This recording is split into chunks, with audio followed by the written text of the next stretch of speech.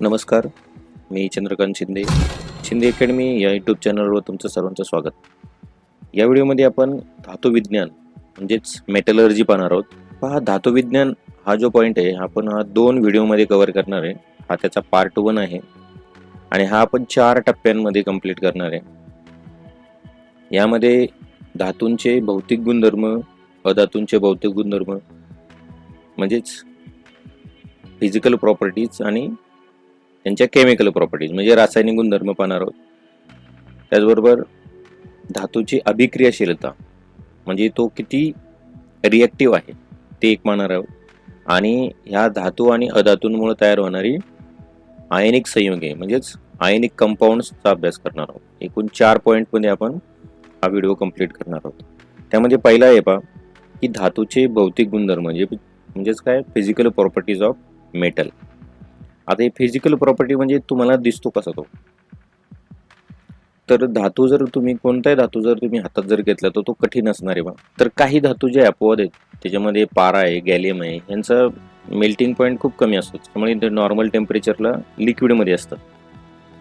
त्याचबरोबर त्याच्यापासून आपण तार काढू शकतो म्हणजेच तन्यता हा गुणधर्म आहे. वर्धनीयता म्हणजे त्याला आपण ठोकून पत्रे तयार करू शकतो. याचबरोबर प्रत्येक धातू हा उष्णता आणि विजेचा सुवाहक असतो म्हणजेच गुड कंडक्टर आहे. त्याच्यामधून हीट आणि इलेक्ट्रिसिटी वाहते. याचबरोबर धातूचा जो काही गोठण बिंदू आहे म्हणजे त्याला जर तुम्ही तापवलं तर तो किती तापमानाला वितळेल हे तापमान सुद्धा खूप जास्त असतं. म्हणजे सगळ्यात जास्त तापमान आहे टंगस्टनचं, 3422 डिग्री सेल्सिअस एवढं टेम्परेचर असतं. त्या तापमानाला तो वितळतो. तुम्ही विचार करा मग त्याला उकळायला किती टेम्परेचर लागेल. याचबरोबर जर धातूला जर तुम्ही जर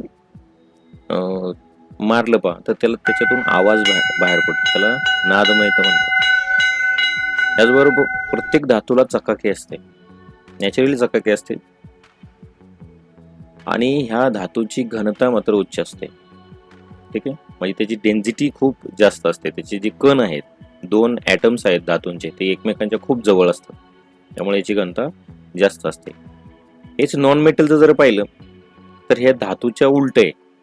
म्हणजेच काय, अधातूला कठीणपणा नाही आला, कारण अधातू हे म्हणजे नॉन मेटल हे वायू रूपामध्ये जास्त आहेत आणि स्थायू रूपामध्ये आहेत. स्थायू आणि वायू. तर स्थायू जे आहेत त्याच्यामध्ये कार्बन आहे, सल्फर आहे, तर हे ठिसूळ असतात, पावडरच्या स्वरूपात तुम्हाला मिळतील. आणि बाकीचे ऑक्सिजन, नायट्रोजन हे तर गॅसेस फॉर्ममध्ये, त्याच्यापासून कशी तयार करा, ती कठीणच नाही ना. त्याचबरोबर ह्या धातूला तन्यता हा गुणधर्म नाही, म्हणजे तुम्ही तार नाही काढू शकत त्याच्यापासून. आता ऑक्सिजन पासून कशी तार काढायची. त्याचबरोबर वर्धनीयता म्हणजेच काय, त्याला ठोकून आपण पत्रे नाही तयार करू शकत. आता ऑक्सिजन गॅसेस फॉर्ममध्ये, त्याला ठोकून कसा पत्रा तयार करायचा. त्याचबरोबर ते वीज आणि उष्णता यांचे दुर्वाहक आहेत, म्हणजे त्याच्यामधून वीज आणि उष्णता वाहत नाही. याचबरोबर यांचा जो गोठण बिंदू असतो तो खूप कमी असतो. पहा, आता ऑक्सिजन सामान्य तापमानाला वायू रूपामध्ये, याचा अर्थ त्याला जर तुम्ही थंड जर केला तर तो लिक्विडमध्ये जाणार आहे म्हणजे द्रव रूपात जाणार आहे. तर हा पॉईंट खूप कमी असतो. म्हणजेच काय, जे अधातू असतात, नॉन मेटल असतात, त्यांचा जो द्रवणांक आहे म्हणजे मेल्टिंग पॉईंट आणि बॉइलिंग पॉईंट हे दोन्ही खूप कमी असतात. नादमयता म्हणजेच काय, तर त्याला आवाज होणार नाही. आता ह्या समजा तुम्ही जी शाळेतली घंटा आहे किंवा मंदिरातली घंटा आहे, ती त्याला मारल्यानंतर त्याचा आवाज निघतो. ऑक्सिजनला कुठून मारायचं. त्याचबरोबर चकाकी, तर कोणताही अधातू हा चकाकणारा नाहीये आणि याची घनता जी असते ती खूप कमी असते. हे त्यांची झाले फिजिकल प्रॉपर्टी धातू आणि अधातूंच्या. याचबरोबर आता आपल्याला पुढला टॉपिक पाहायचा बा की रासायनिक गुणधर्म म्हणजेच काय, केमिकल प्रॉपर्टीज. आता जो धातू आहे हा धातू ऑक्सिजन बरोबर जर रिॲक्ट जर झाला, ऑक्सिजन बरोबर जर बॉन्ड जर झाला, ऑक्सिजन बरोबर त्याची जर अभिक्रिया जर झाली तर तो काय होतं त्यानंतर की त्या धातूंचं ऑक्साईड्स तयार होतात. म्हणजे बघा की सोडियमचा जर ऑक्सिजन बरोबर संयोग जर झाला तर सोडियम ऑक्साईड तयार होणार आहे. मॅग्नेशियमचा ऑक्सिजन बरोबर संयोग झाला तर मॅग्नेशियम ऑक्साईड तयार होणार आहे. म्हणजे तर हे जे ऑक्साईड्स असतात हे आम्लारी धर्मी असतात. म्हणजे जर समजा तुम्ही तेच ऑक्साईड जर पाण्यात जर मिक्स केलं तर आम्लारी म्हणजेच काय बेस तयार होतो. म्हणजे समजा आता काय तर सोडियम ऑक्साईड जर पाण्यात जर मिक्स केलं तर सोडियम हायड्रॉक्साईड तयार होणार आहे. मॅग्नेशियम ऑक्साईड जर पाण्यात मिक्स केलं तर मॅग्नेशियम हायड्रॉक्साईड तयार होणार आहे. म्हणजेच धातूंचे ऑक्साईड जर पाण्यात मिक्स केले तर आम्लारी धर्मी द्रावण तयार होतं आणि हे स्ट्रॉंग बेस असतो. पण धातू पाण्याबरोबर सुद्धा अभिक्रिया करतात. यामध्ये खूप क्रियाशील जे धातू आहेत त्यामध्ये सोडियम, पोटॅशियम, कॅल्शियम हे धातू आहेत पहा. तर पहा सोडियम हा एवढा रिॲक्टिव्ह आहे कारण जर समजा तो सोडियम जर आपण पाण्यात जर टाकलं लगेच त्याचा स्फोट होतो. तर तो स्फोट का होतो त्याचं कारण असं आहे पहा. तर हा जो सोडियम आहे हा सोडियम ज्या वेळेला पाण्यात आपण टाकतो त्यावेळेला सोडियम हायड्रॉक्साईड म्हणजे एकदम स्ट्रॉंग बेस तयार होतो हा सोडियम हायड्रॉक्साईड आणि या प्रक्रियेमध्ये हायड्रोजन गॅस तयार होतो आणि खूप उष्णता तयार होते आणि उष्णता तयार झाल्यामुळं हा हायड्रोजन गॅस वातावरणातल्या ऑक्सिजन बरोबर रिॲक्ट होऊन त्याच्यापासून म्हणजे त्याचा स्फोट होतो थोडक्यात आणि पाण्याची वाफ तयार होते. तर हायड्रोजनचा जो स्फोट होतो त्याला कारण काय आहे की सोडियम हायड्रॉक्साईड तयार होत असताना खूप हीट बाहेर पडते आणि त्या हीटमुळं हा हायड्रोजन गॅस पेटतो. म्हणून ज्यावेळेला सोडियम आपण पाण्यात टाकतो त्यावेळेला त्याचा स्फोट होतो. म्हणजे बा धातूंचं जर पाण्याबरोबर रिॲक्शन झालं तर हायड्रोजन गॅस तयार होतो आणि त्या धातूचे बेस तयार होतो. म्हणजे सोडियमचं जर पाण्यात जर टाकलं तर सोडियम हायड्रॉक्साईड तयार होणार. पोटॅशियम जर पाण्यात जर टाकला तर पोटॅशियम हायड्रॉक्साईड तयार होणार.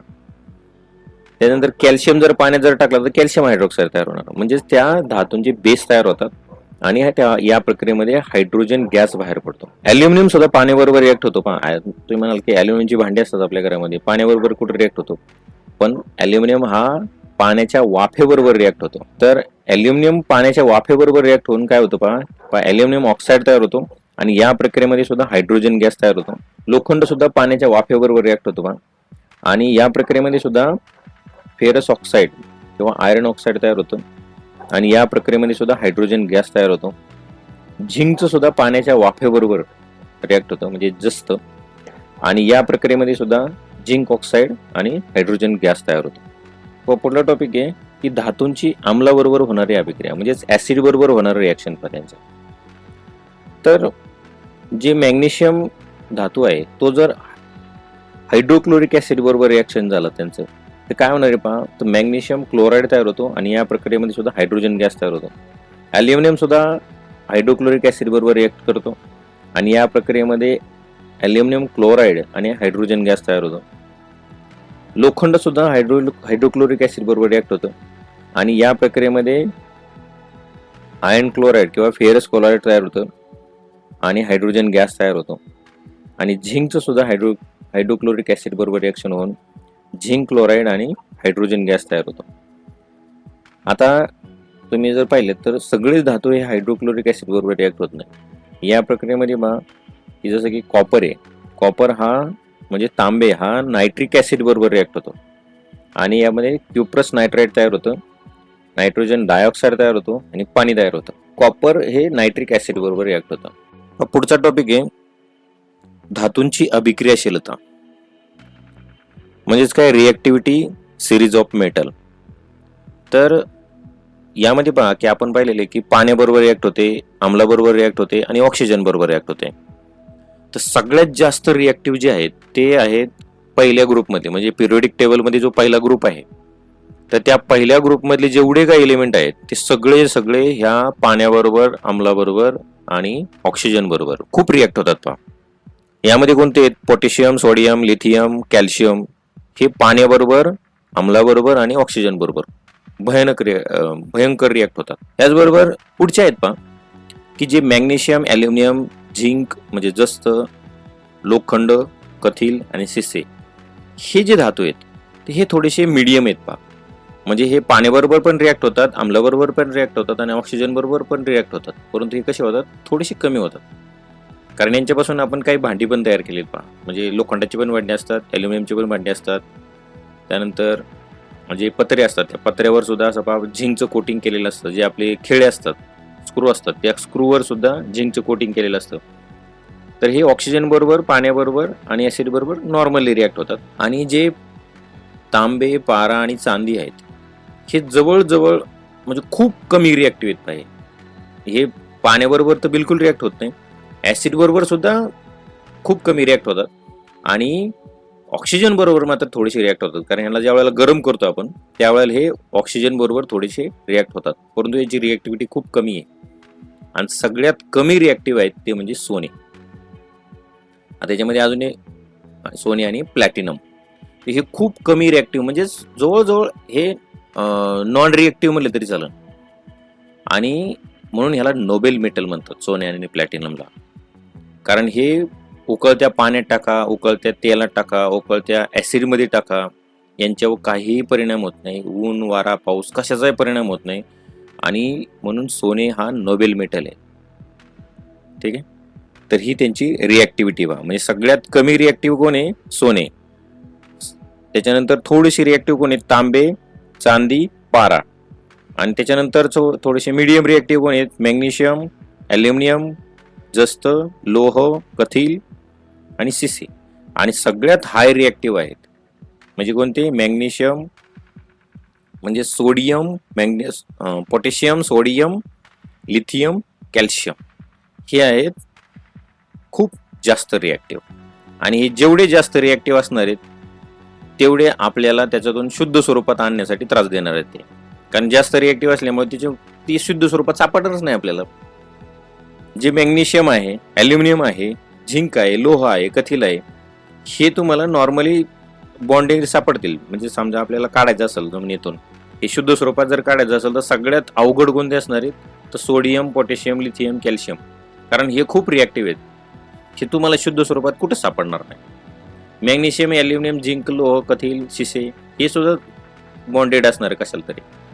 परंतु जे कमी रिॲक्टिव्ह असतात म्हणजे काय? तांबे, पारा, चांदी, सोने, हे मात्र आपल्याला खाण्यामध्ये, सोने तर डायरेक्टली जसंच्या तसं सापडतं आपल्याला, म्हणजे शुद्ध स्वरूपात सापडतं.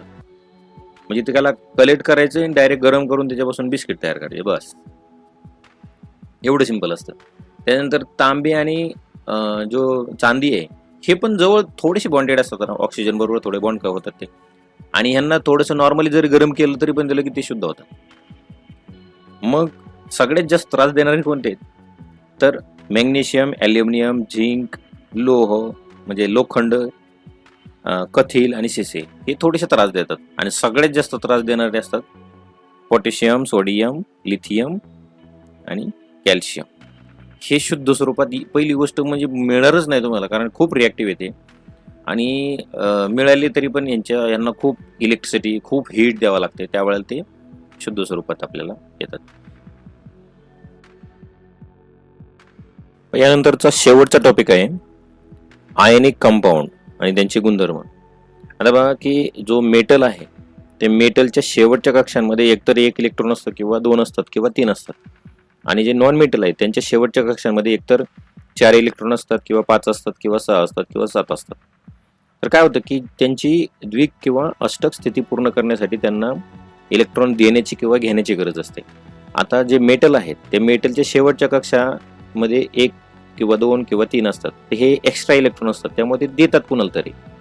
आणि जे नॉन मेटल आहेत त्यांच्याकडं एक्स्ट्रा इलेक्ट्रॉन असतात, त्यांना घ्यावे लागतात अष्टक स्थिती पूर्ण करण्यासाठी. समजा 4 जर असेल तर त्यांना 4 इलेक्ट्रॉन घ्यावे लागतील. शेवटच्या कक्षामध्ये 4 इलेक्ट्रॉन असतील तर त्याला अजून 4 इलेक्ट्रॉन घ्यावे लागतील. 5 असतील तर 3 घ्यावे लागतील, 6 असतील तर 2 घ्यावे लागतील, 7 असेल तर 1 घ्यावं लागेल. तर हे जर समजा मेटलनी नॉन मेटल इलेक्ट्रॉन जर दिले तर हे आयनिक कंपाऊंड तयार होतात. पहा कसे. तर एक उदाहरण घेऊ आपण. पहा, एक सोडियम आहे. पहा, तर सोडियमच्या पहिल्या कक्षेमध्ये असतात 2 इलेक्ट्रॉन, दुसऱ्या कक्षेत असतात 8 इलेक्ट्रॉन आणि तिसऱ्या शेवटच्या कक्षेमध्ये असतात 1 इलेक्ट्रॉन. क्लोरीनमध्ये पहा काय की क्लोरीनमध्ये पहिल्या कक्षेमध्ये 2 इलेक्ट्रॉन, दुसऱ्या कक्षेमध्ये 8 इलेक्ट्रॉन, तिसऱ्या कक्षेमध्ये 7 इलेक्ट्रॉन. आता तिसरी कक्षा पूर्ण होण्यासाठी त्याला मिनिमम 1 इलेक्ट्रॉनची गरज आहे, कारण शेवटच्या कक्षेमध्ये 7 इलेक्ट्रॉन आहे. तर हा 1 इलेक्ट्रॉन सोडियमकडून देतो. तर सोडियमने इलेक्ट्रॉन दिल्यामुळे काय होतं की त्याच्या शेवटच्या कक्षा जी असणार आहेत ती ड्रॉप होऊन शेवटची कक्षा मग 8 इलेक्ट्रॉन शिल्लक राहतात, बरोबर ना. कारण तिसऱ्या कक्षेमध्ये 1 इलेक्ट्रॉन होता, ती कक्षा 1 इलेक्ट्रॉन दिल्यामुळे गायब झाली. मग याची शेवटची कक्षा आता 8 इलेक्ट्रॉनची झाली. म्हणजेच या ठिकाणी काय झाला, हा सोडियम हा स्टेबल झाला. आणि क्लोरीनमध्ये काय होतं की क्लोरीनच्या शेवटच्या कक्षेमध्ये 7 इलेक्ट्रॉन होते. आता 1 इलेक्ट्रॉन सोडियमकडून घेतल्यामुळे काय झालं, त्याची शेवटची कक्षा स्टेबल झाली आणि हे दोन्ही पण स्टेबल झाले. पण याच्यामध्ये अजून एक प्रॉब्लेम झालेला आहे. काय झालेलं आहे की सोडियमने फक्त इलेक्ट्रॉन दिला होता, तर सोडियमकडे किती प्रोटॉन होते, 11, आणि इलेक्ट्रॉन सुद्धा किती होते, 11. पण त्याने 1 इलेक्ट्रॉन दिल्यामुळं या ठिकाणी आता इलेक्ट्रॉन 10 झाले आणि प्रोटॉन मात्र आहे तेवढेच राहिले, म्हणजे 11 राहिले. तर प्रोटॉनवर पॉझिटिव्ह चार्ज असतो, इलेक्ट्रॉनवर निगेटिव्ह चार्ज असतो. त्यामुळे पूर्ण सोडियम ॲटमवर पॉझिटिव्ह चार्ज तयार होतो आणि या पॉझिटिव्ह चार्जलाच म्हणतात पॉझिटिव्ह आयन.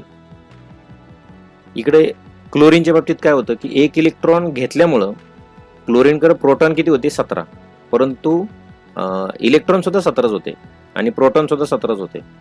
परंतु 1 इलेक्ट्रॉन घेतल्यामुळे 18 इलेक्ट्रॉन झाले आणि प्रोटॉन 17च राहिले. त्याच्यामुळे यामध्ये इलेक्ट्रॉनवर निगेटिव्ह चार्ज असल्यामुळे पूर्ण क्लोरीन ॲटमवरच निगेटिव्ह चार्ज तयार होतो आणि यालाच म्हणतात निगेटिव्ह आयन. आणि हे जे पॉझिटिव्ह आयन आणि निगेटिव्ह आयन जे निर्माण होतात ज्या प्रक्रियेमध्ये, त्या प्रक्रियेला म्हणतात आयनिक बॉन्ड किंवा आयनिक संयोगी, बरोबर. आणि हे जे सोडियम आणि क्लोरीन यांचं जे काही संयोग तयार झालेले आहे, या संयोगाला काय म्हणायचं, आयनिक संयोग किंवा आयनिक कंपाऊंड. आता ह्या आयनिक कंपाऊंडचं वैशिष्ट्य पहा काय आहे, तर पहा की याच्यामध्ये पॉझिटिव्ह आणि निगेटिव्ह चार्ज तयार झालेले आहेत. जर समजा हे आयनिक कंपाऊंड पाण्यात जर मिक्स झाले आणि जर समजा त्या पाण्यामध्ये जर आपण इलेक्ट्रिसिटी जर सोडली, तर त्या पूर्ण पाण्याला करंट येतो, म्हणजे काय होतं, शॉक लागतो आपल्याला. जे क्षारयुक्त पाणी असतं, त्या क्षारयुक्त पाण्यामध्ये जर इलेक्ट्रिसिटी जर ॲड जर झाली तर त्या व्यक्तीला शॉक लागतो. बरेच असे इन्सिडेंट घडलेले की जे गिझर असतो पाण्याचा किंवा पाण्याचा हीटर असतो, तर त्याला हात लागल्यामुळं बरेच जण मृत्युमुखी पडलेले. त्याला कारण काय होतं, क्षारयुक्त पाणी. कारण क्षारयुक्त पाणी म्हणजे, क्षार म्हणजेच काय, हे आयनिक कंपाऊंड आहेत. मग पाण्यामध्ये जे क्षार असतात ते एक तर सोडियमचे क्षार असतात, सोडियमचे आयनिक कंपाऊंड असतात, किंवा पोटॅशियमचे आयनिक कंपाऊंड असतात, किंवा कॅल्शियमचे आयनिक कंपाऊंड असतात. कारण हे जमिनीमध्ये हे आयनिक कंपाऊंड आहेत. आणि हे आयनिक कंपाऊंड म्हणजेच क्षार. हे जे ज्या पाण्यामध्ये क्षार असतात त्या पाण्याला जर समजा इलेक्ट्रिसिटी जर प्रोव्हाइड जर केली तर पूर्ण पाण्याला करंट येतो. कारण यामध्ये इलेक्ट्रिसिटी वाहणारा कोणता घटक आहे, निगेटिव्ह चार्ज, निगेटिव्ह आयन हे इलेक्ट्रिसिटी वाहून नेतात आणि यामुळं ह्या पाण्याला करंट येतो. म्हणून तुम्ही कधी बातम्या ऐकल्या असतील पहा की हीटरला किंवा गिझरला शॉक लागल्यामुळं, गिझरचं किंवा हीटरचा शॉक लागल्यामुळं ही लोक मरलेली आहेत. त्याला कारण फक्त काय असतात, हे आयनिक कंपाऊंड. कारण हे पाण्यात टाकल्यानंतर ते, म्हणजे आयनिक कंपाऊंड जर नॉर्मल जर तुम्ही जर आयनिक कंपाऊंडला जर जोडलं तर त्यातून इलेक्ट्रिसिटी पास नाही होणार. हे पाण्यात टाकल्यानंतर डेव्हिएशन होतं त्यांचं. म्हणजेच काय होतं पहा की ज्या वेळेला हे आयनिक कंपाऊंड म्हणजेच हे क्षार आहेत, हे पाण्यात ज्या वेळेला टाकतो त्यावेळेला मेटलचे पॉझिटिव्ह आयन आणि नॉन मेटलचे निगेटिव्ह आयन हे वेगळे होतात. वेगळे झाल्यानंतर त्यात जर आपण इलेक्ट्रिसिटी जर पास जर केली तर त्यातून हे निगेटिव्ह आयन काय करतात, इलेक्ट्रिसिटी वाहण्याचं काम करतात. म्हणून जे आयनिक कंपाऊंड आहे यामधून इलेक्ट्रिसिटी वाहते, परंतु ही कधी पाण्यात जर ॲड केले तर ठीक आहे. तर अशा प्रकारे आपण आजचा हा मेटलरची म्हणजे मेटलची जे गुणधर्म आहेत, भौतिक रासायनिक गुणधर्म आपण अभ्यासले. तर हा व्हिडिओ आवडला असल्यास या व्हिडिओला लाईक करा, तुमच्या मित्रांना हा व्हिडिओ शेअर करा आणि असेच व्हिडिओ पाहिजे असतील तर माझ्या चॅनलला सबस्क्राईब करा. धन्यवाद.